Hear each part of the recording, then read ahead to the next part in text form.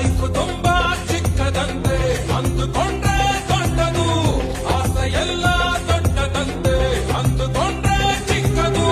ಹೆಸರಿನಲ್ಲೇ ರಾಜ ನಾನು, ನನ್ಗೆ ಯಾರ ಹಂಗಿದೆ. ಒಂದೇ ಒಂದು ಆಸೆ ನಂದು, 1000 ಕೋಟಿ ಬೇಕು. ಸಣ್ಣದೊಂದು ಮನೆ ಬೇಕು, ಮೈಸೂರು ಪ್ಯಾಲೇಸ್ ಸಾಕು. ಆಸೆಗೆ ಟ್ಯಾಕ್ಸ್ ಇಲ್ಲ, ಕನಸಿಗೆ ಫೈನು ಇಲ್ಲ.